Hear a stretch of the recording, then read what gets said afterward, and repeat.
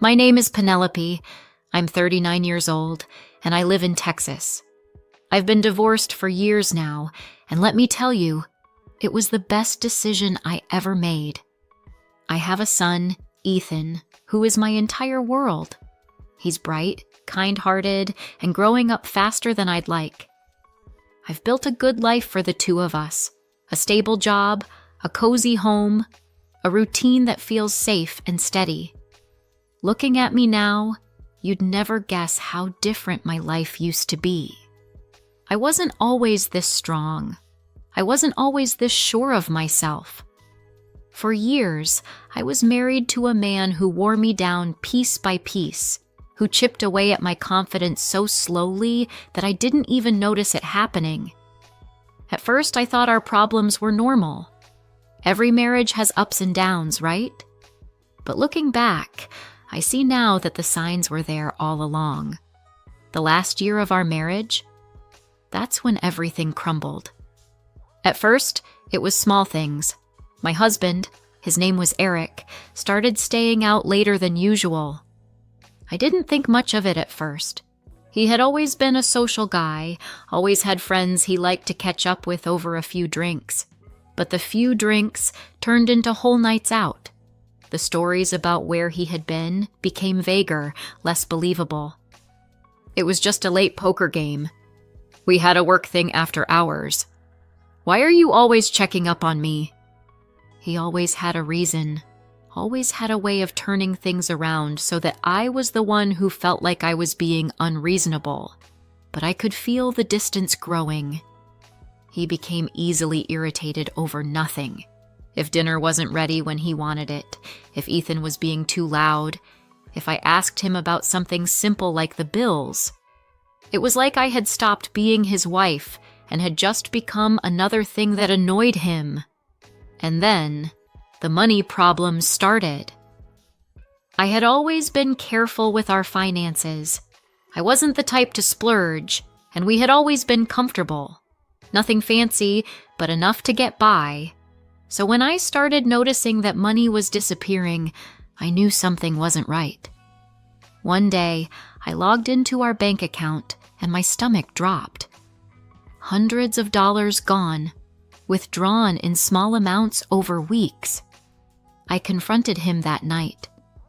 "Eric, what is this?" I asked, showing him the transactions. He barely glanced at the screen. "Oh, just some extra spending. Relax, Penny, we're fine." "We're not fine. This is hundreds of dollars missing. What are you spending it on?" He waved a hand. "Just things here and there. You don't need to worry about it." But I did worry, because it wasn't just things here and there. It was money disappearing, bills being paid late, him asking me if we had extra cash lying around. I started noticing patterns. The missing money always lined up with his nights out. And then one day, I overheard a conversation I wasn't supposed to hear. Eric was in the garage, on the phone. I wasn't even eavesdropping. I had gone in to grab something and stopped when I heard his tone. "Come on, man. Just spot me this time. I'll pay you back next week, I swear." A long pause. Yeah, I know. But listen, I was close last night. I just need one more shot." I backed away, my heart pounding. I didn't need to hear the rest. I knew exactly what this was. Eric was gambling, and he was losing. I felt sick. Everything suddenly made sense. The missing money, the tension, the way he had started avoiding me. I should have confronted him then and there. I should have laid it all out, demanded answers, drawn my line in the sand. But I didn't. I told myself I needed more proof. I told myself maybe I was overreacting. But deep down, I already knew the truth. And soon enough, he would show me exactly who he had become. After that day, everything started falling into place in the worst possible way. Eric had been slipping for a long time. But now that I knew what to look for, I couldn't unsee it. The late nights, the missing money, the way he seemed restless all the time, like he was constantly chasing something just out of reach.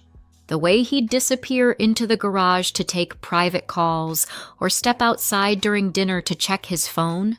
The problem was, I still didn't know how bad it really was. I tried to bring it up again, carefully this time.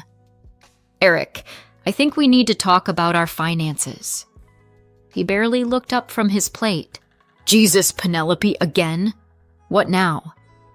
"I just think we need to go over things together. We've been short on money lately, and I need to understand where it's going." His jaw tensed. "It's fine. We'll be fine. But we're behind on the electric bill. The mortgage payment is late." He sighed, exaggerated and loud, like I was some nagging wife who just couldn't let things go. "You're stressing over nothing. Eric, I'm the one who pays the bills. I know what's coming in and what's going out, and I'm telling you, this isn't nothing." That's when he snapped. "You don't trust me. That's the real issue here. You always think you're smarter than me, like you have to control everything. Maybe if you actually let me handle things for once, we wouldn't be in this mess." I stared at him, my mouth half open, too stunned to even respond. This was our mortgage, our bills, our life, and he was treating it like I was the problem. I dropped it, for the moment. I knew he wasn't going to listen. Not now, but something in me clicked that night. This wasn't temporary. This wasn't just stress or a rough patch. This was who he was now, and he wasn't going to stop. Not unless something forced him to, and something was about to. It started at his mother's house.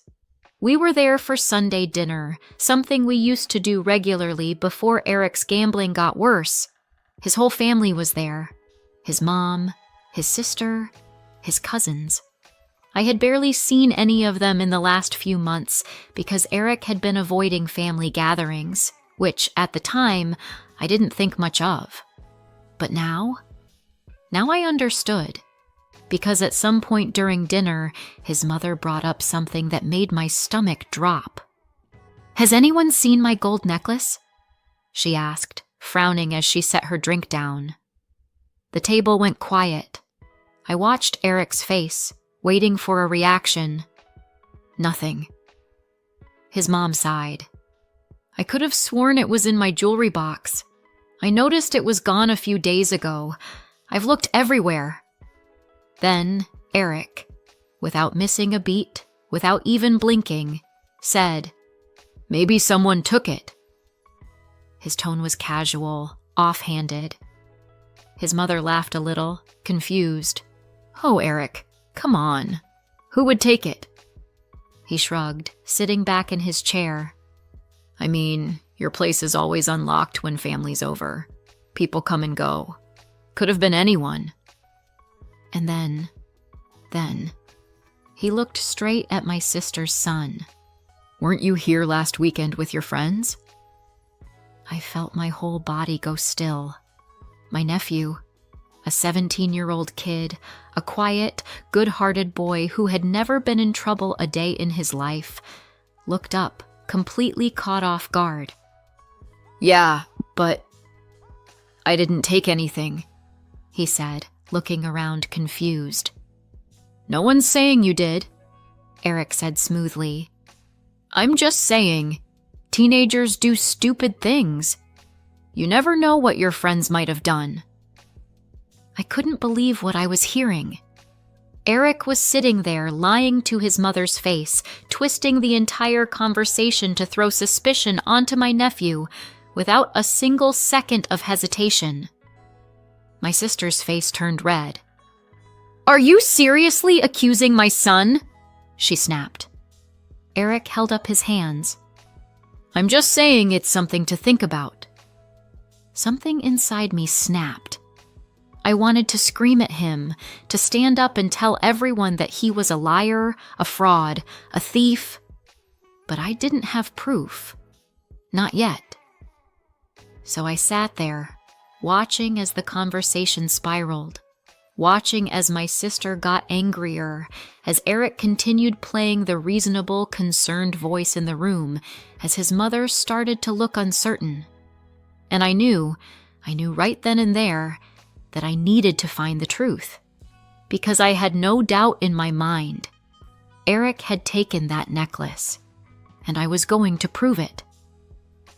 That night, I couldn't sleep. I lay in bed staring at the ceiling, replaying the conversation over and over again. Eric's calm, calculated voice, the way he had so easily shifted suspicion onto my nephew without a flicker of guilt, the look on my sister's face as she defended her son.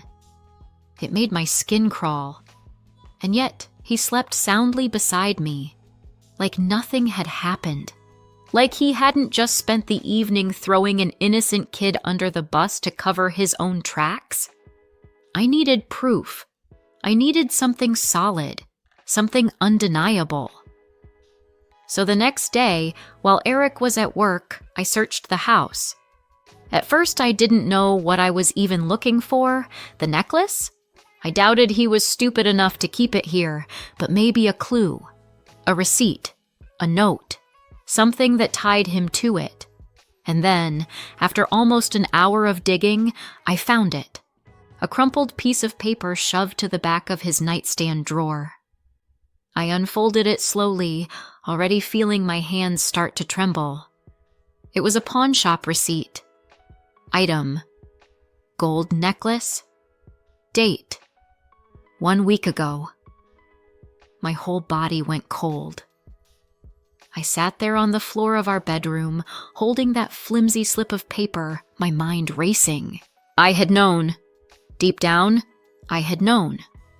But seeing it in front of me, having actual proof that he had stolen from his own mother and then blamed my nephew for it, that was something else entirely. And what made it worse, this wasn't the first time. Not long ago, I had noticed small things missing from our house. Nothing major, just little valuables, things I assumed had been misplaced or lost. A pair of earrings I hadn't worn in a while, a watch that had belonged to my father, a couple of Ethan's old gaming consoles that we had planned to donate but never got around to. At the time, I had brushed it off. But now, I had no doubt that Eric had been selling anything he could get his hands on to fuel his gambling. I stared at the receipt, my heart pounding, my mind flipping between a dozen different emotions: rage, disgust, disbelief. And then, suddenly, I felt something else. Clarity. Because this was it. This was the moment I finally understood that there was no saving him, no fixing this, no way forward except out. I didn't confront him that night. Not yet. Instead, I did something I should have done a long time ago. I made a plan, because Eric wasn't just going to walk away from this unscathed. For the first time in years, I wasn't reacting. I wasn't sitting there, waiting for Eric's next mistake, trying to clean up after him, trying to convince myself that things weren't as bad as they really were. No. This time, I was in control. I made copies of the pawn shop receipt. Not just one, several. One for myself, one tucked safely into my purse, another hidden in a folder at work. If Eric thought he could lie his way out of this, he had another thing coming. Then I started collecting everything.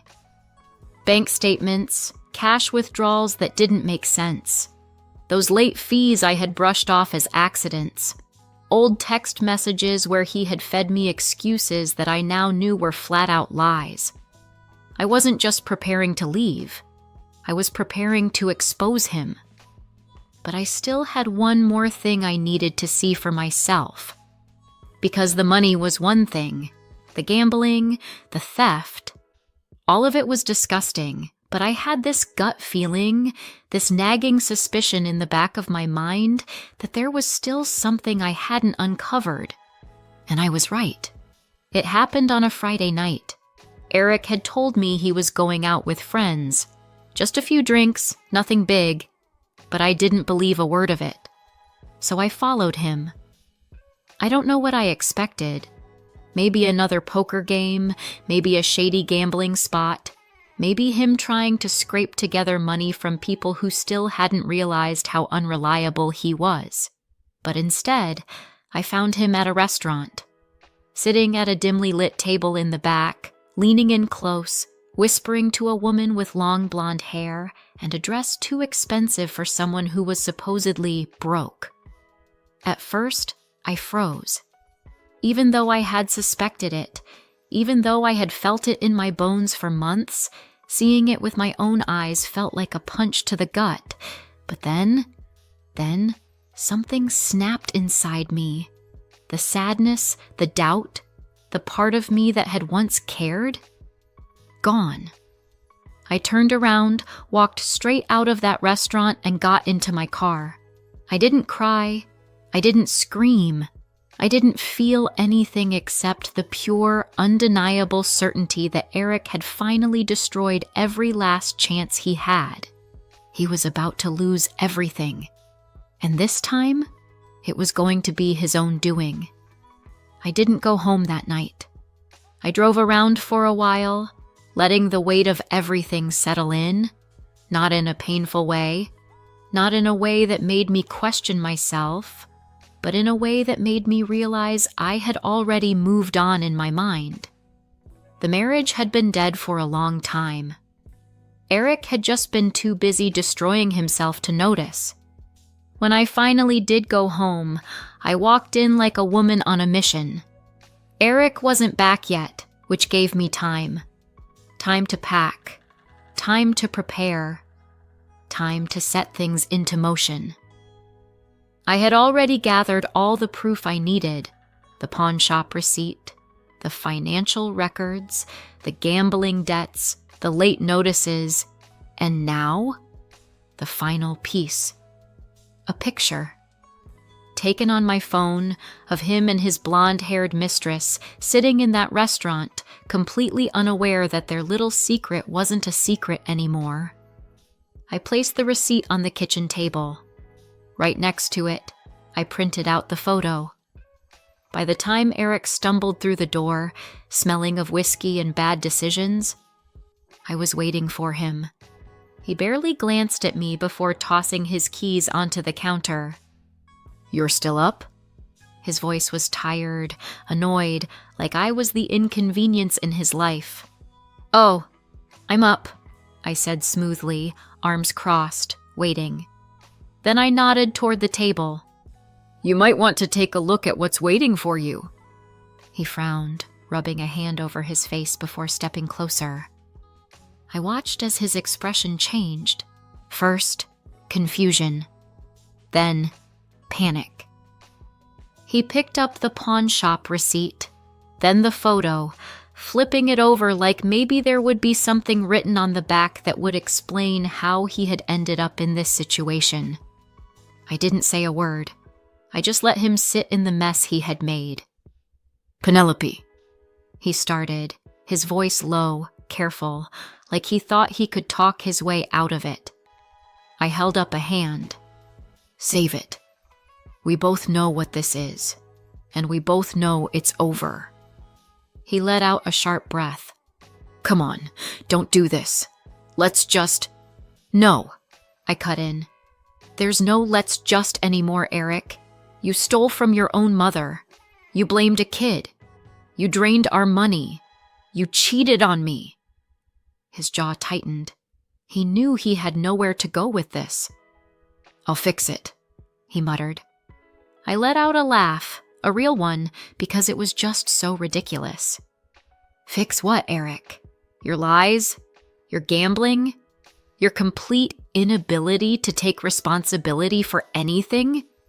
You're not fixing anything because I'm done cleaning up your messes.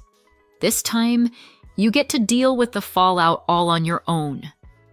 I turned, grabbed my bag, and walked toward the door. "Where are you going?" he demanded, his voice rising. "To finally live my life without you dragging me down."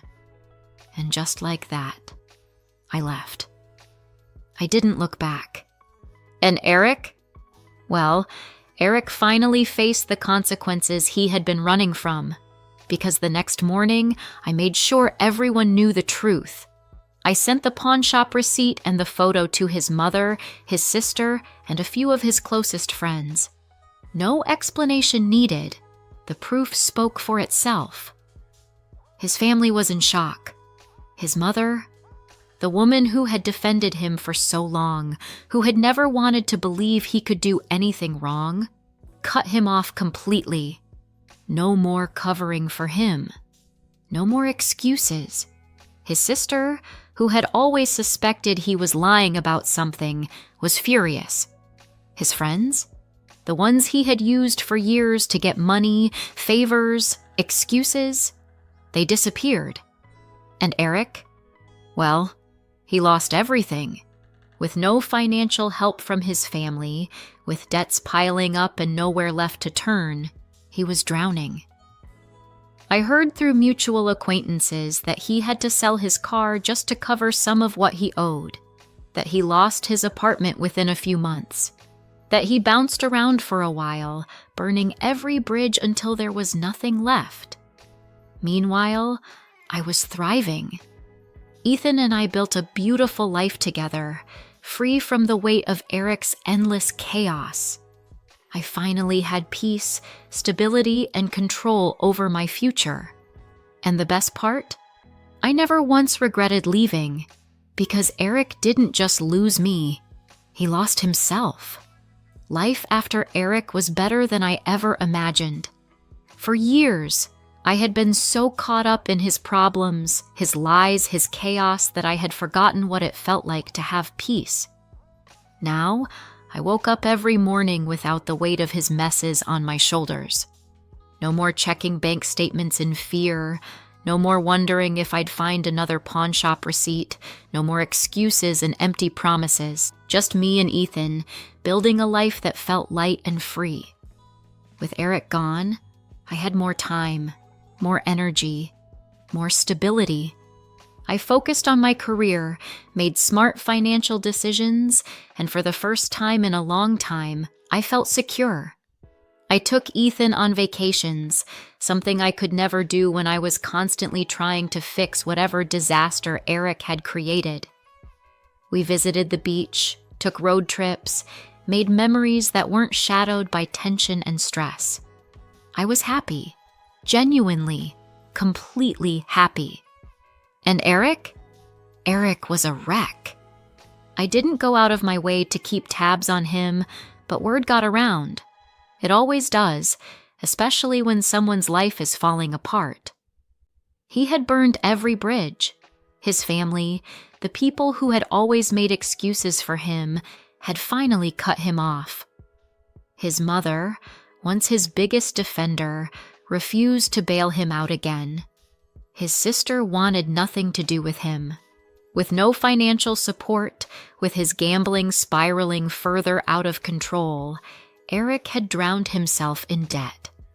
I heard he moved from one cheap apartment to another, barely keeping up with rent. That he lost his car after missing too many payments.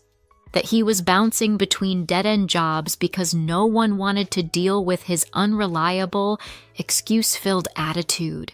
And the funniest part? The woman from the restaurant? She left him the moment she realized he was broke. Turns out, she wasn't interested in a man who couldn't even afford to pay for dinner. I never reached out, never checked in, because I didn't need to. Eric had spent years digging his own hole, making choices that led him exactly where he ended up. And me? I had escaped. I had thrived. I had given my son a stable, happy life, and I never once looked back.